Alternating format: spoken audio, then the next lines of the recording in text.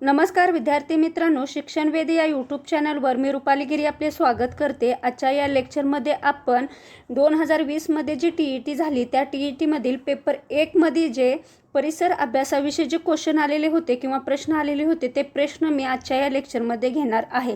त्यामुळे काय होईल की तुम्हाला पेपर 1मध्ये किती काठिण्य पातळीपर्यंत अभ्यास करायचा आहे किंवा परिसर अभ्यासावर कशा प्रकारे प्रश्न विचारले जातात हे लक्षात येईल। त्यामुळे मी हे प्रश्न आता घेतलेले आहेत। तसेच मी पुढे परिसर अभ्यासावर ही सिरीज चालू करत आहे, ज्याप्रमाणे मी बालमानसशास्त्रावर ही करणार आहे। म्हणजे परिसर अभ्यास आणि बालमानसशास्त्र ह्या दोन्हीही विषयावर मी सिरीज चालू करणार आहे। तत्पूर्वी जर तुम्ही माझ्या चॅनलला सबस्क्राईब केलं नसेल तर प्लीज सबस्क्राईब करा।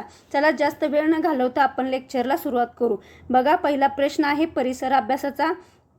परिसर अभ्यास म्हणजे काय?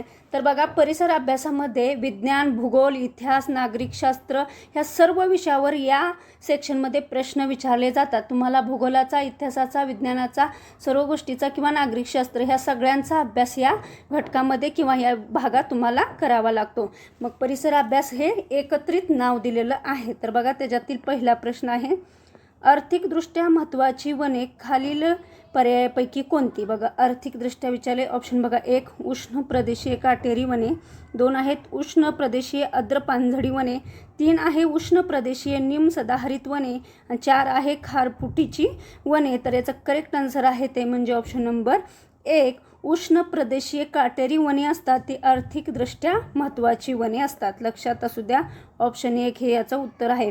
तुम्ही पाहू शकता काठिण्य पातळी कितीपर्यंत आहे प्रश्नाची।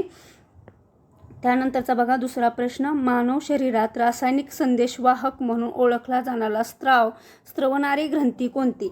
रासायनिक संदेशवाहक, तर ऑप्शन बघा, 1 गज्जठर, 2 आहे पियूषिका, 3 आहे लसिका आणि 4 आहे केशिका। तर याचं करेक्ट आन्सर आहे ते म्हणजे ऑप्शन नंबर 2 पियूषिका ही ग्रंथी आहे। त्यानंतरचा जो पुढचा प्रश्न आहे तो म्हणजे पोलिओ या रोगासंबंधीचे योग्य विधान खालील पर्यायापैकी कोणते? ऑप्शन बघा, 1 पोलिओचा विषाणू सर्व सस्तन प्राण्यात आढळून येतो, 2 आहे पोलिओचा जीवाणू मुख्यत्वे फक्त तोंडाच्या मार्गाने शरीरात प्रवेश करतो, 3 आहे दरवर्षी भारतात 8 वर्षाखाली सर्व मुलांना पल्स पोलिओ मोहिमेअंतर्गत लसीकरण करण्यात येते आणि 4था ऑप्शन आहे पोलिओचा विषाणू फक्त मानवामध्ये आढळून येतो। तर इथं तुम्हाला पोलिओ या रोगासंबंधीचं योग्य विधान विचारलं आहे, तर याचं करेक्ट आन्सर आहे ते म्हणजे ऑप्शन नंबर 2 पोलिओचा जीवाणू मुख्यत्वे फक्त मानवाच्या किंवा व्यक्तीच्या तोंडाच्या मार्गाने शरीरात प्रवेश करतो, हे याचं योग्य उत्तर राहील। त्यानंतरचा जो पुढचा प्रश्न आहे तो म्हणजे धूम्रपान करताना खालीलपैकी कोणते घातक पदार्थ निर्माण होतात? ऑप्शन बघा, अ निकोटीन, ब आहे टार, क आहे कार्बन मोनॉक्साईड। तर यापैकी कोणते घातक पदार्थ निर्माण होतात? तर याचं करेक्ट आन्सर आहे ते म्हणजे ऑप्शन नंबर 1 फक्त निकोटीन आणि टार निर्माण होतात, म्हणून याचं करेक्ट आन्सर राहील ऑप्शन नंबर 1। त्यानंतरचा पुढचा प्रश्न आहे, खालील पर्यायापैकी अयोग्य विधान कोणते? विधान बघा, 1 आहे मानवातील नरामध्ये XY गुणसूत्रे आढळतात, दुसरा आहे प्रामुख्याने पक्षातील नरांमध्ये XX गुणसूत्रे आढळतात, तिसरा आहे फुलपाखरांसारख्या कीटकांच्या मादीत XX गुणसूत्रे आढळतात आणि 4था आहे प्रामुख्याने पक्षामध्ये मादीकडून येणारे गुणसूत्र संततीचे लिंग ठरवते। तर यातलं अयोग्य विधान तुम्हाला ओळखायला सांगितलं आहे, तर यातलं अयोग्य विधान आहे ते म्हणजे ऑप्शन नंबर 4 प्रामुख्याने पक्षामध्ये मादीकडून येणारे गुणसूत्र संततीचे लिंग ठरवते, हे अयोग्य असं विधान आहे। त्यानंतरचा पुढचा प्रश्न आहे,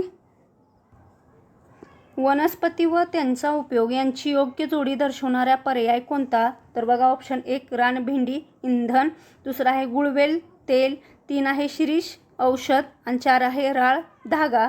तर योग्य जोडी दर्शवणारा पर्याय विचारला आहे, तर याचा करेक्ट आन्सर आहे ते म्हणजे ऑप्शन नंबर 1 रानभेंडी आणि इंधन। अशा प्रकारे याचं ऑप्शन 1 हे उत्तर राहील। त्यानंतरचा पुढचा प्रश्न आहे, खालील कारण आणि परिणाम यांचा अर्थ लक्षात घेऊन योग्य पर्याय निवडा। योग्य पर्याय विचारला आहे।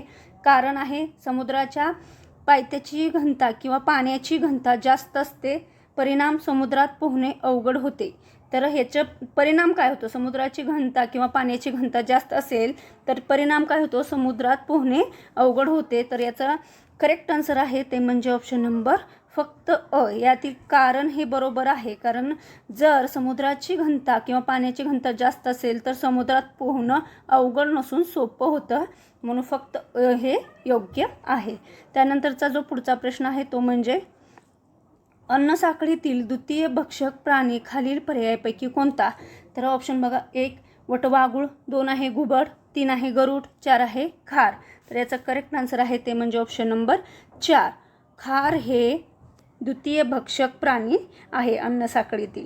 त्यानंतरचा जो प्रश्न आहे तो म्हणजे देवराई या संकल्पनेचे वैशिष्ट्य खालील पर्यायापैकी कोणते.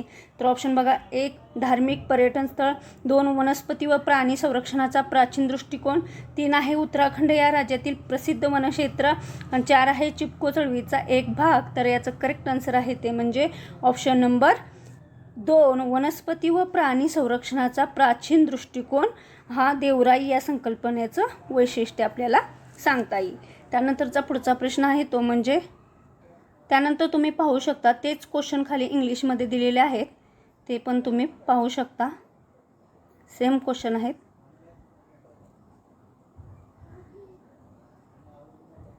त्यानंतरचा प्रश्न आहे, भारतीय राज्यघटनेनुसार मतदारांना दिलेल्या मतदानाच्या अधिकाराचा समावेश खालील पर्यायापैकी कशात होईल.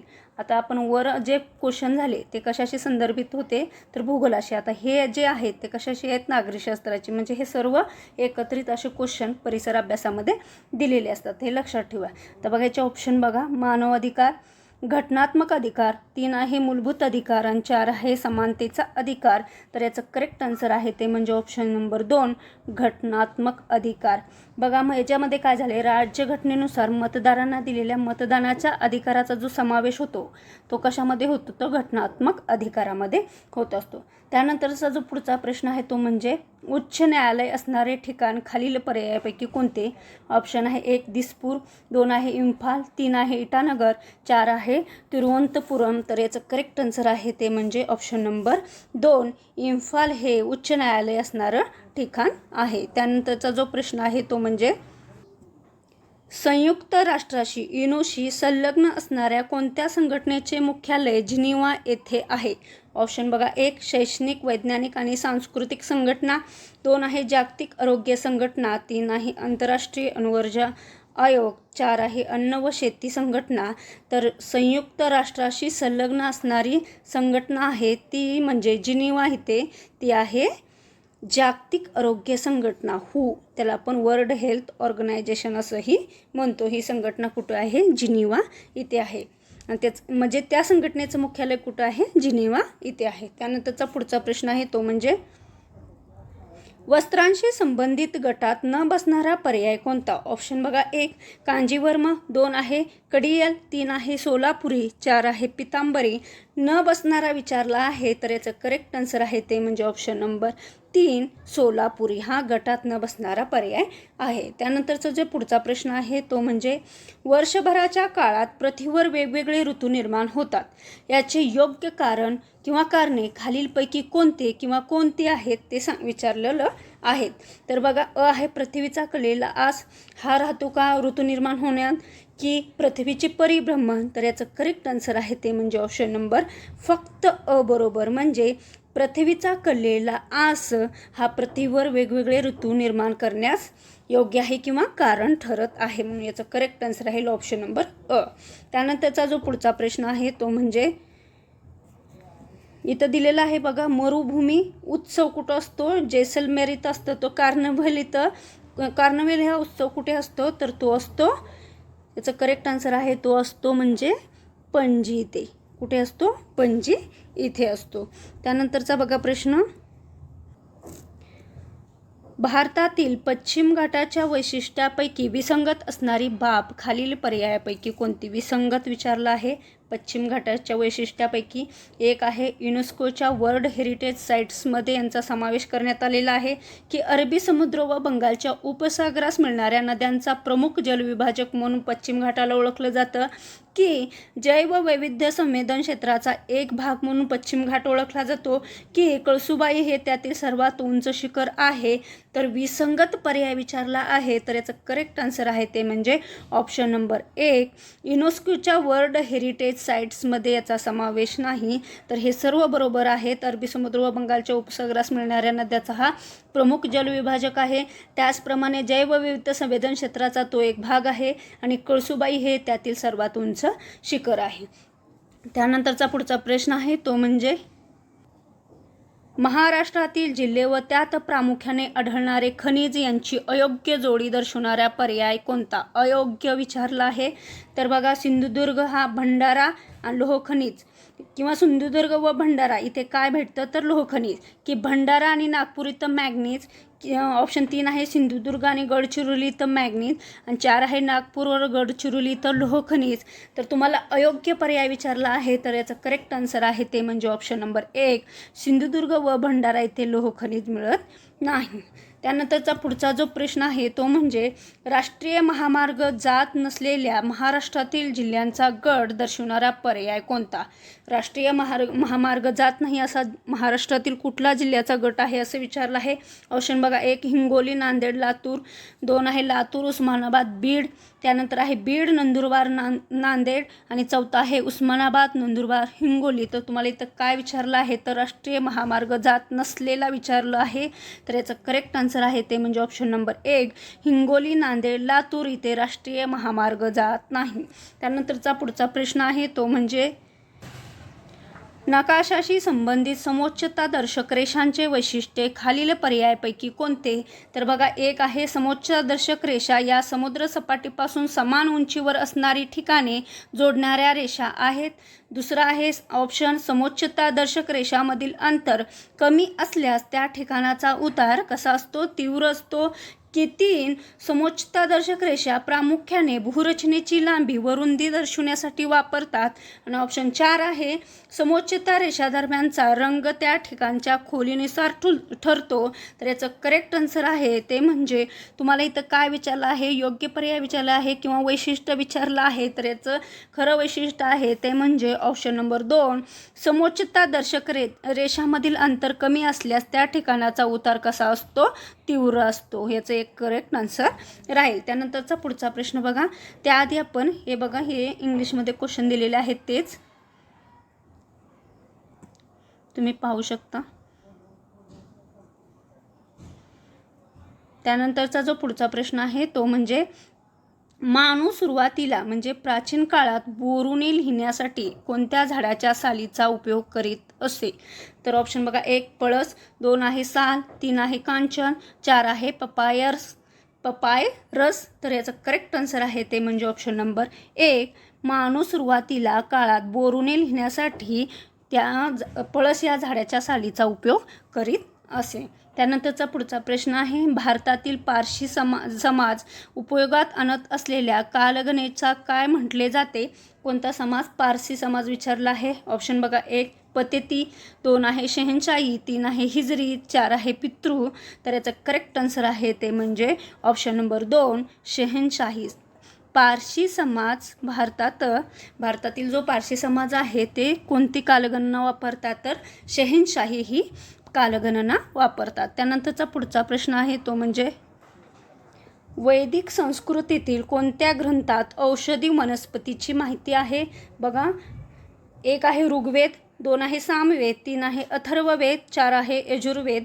तर वैदिक संस्कृतीतील अथर्ववेद या ग्रंथात औषधी वनस्पतीची माहिती दिलेली आहे. त्यानंतरचा पुढचा प्रश्न आहे बीजगणिताला दिलेले अलजेब्रा हे नाव मूळचे कोणत्या भाषेतील आहे? तर ऑप्शन बघा, 1 अरबी, 2 आहे ग्रीक, 3 आहे जर्मन, 4 आहे लॅटिन. तर याचं करेक्ट आन्सर आहे ते म्हणजे बीजगणिताला दिलेले अलजेब्रा हे नाव ग्रीक या भाषेतील आहे. त्यानंतरचा पुढचा प्रश्न आहे तो म्हणजे सातवाहन सत्तेची राजधानी असलेले प्रतिष्ठान हे ठिकाण सध्या कोणत्या नावाने ओळखले जाते? ऑप्शन बघा, 1 पाटणा, 2 आहे पैठण, 3 आहे बदामी, 4 आहे हम्पी. तर याचं करेक्ट आन्सर आहे ते म्हणजे ऑप्शन नंबर 2 पैठण. सातवाहन सत्तेची राजधानी असलेले प्रतिष्ठान हे ठिकाण सध्या पैठण ह्या नावाने ओळखले जाते.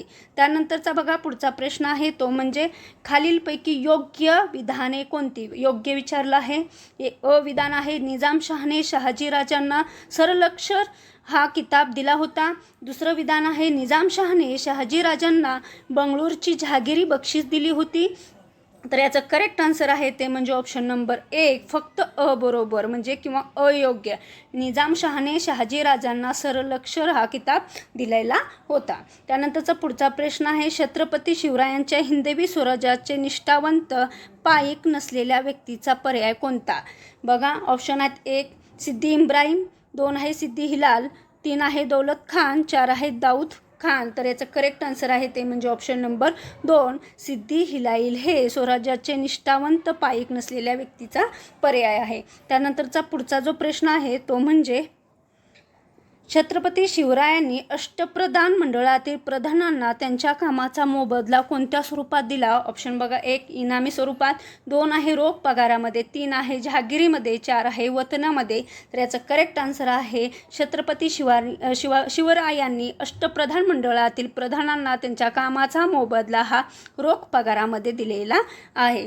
त्यानंतरचा जो पुढचा प्रश्न आहे तो म्हणजे भावार्थ रामायणाच्या निमित्ताने लोकजीवन रेखाटणे व लोकनाट्याच्या परंपरेस उचलून धरणे या प्रकारच्या साहित्याशी संबंधित संत कोण? तर संतांची नावे दिलेली आहेत. ऑप्शन 1 मध्ये आहे संत एकनाथ, 2 मध्ये आहेत संत नामदेव, 3 मध्ये आहेत संत तुकाराम आणि 4 मध्ये आहे समर्थ रामदास. तर याचा करेक्ट आन्सर आहे ते म्हणजे ऑप्शन नंबर 1 संत एकनाथ.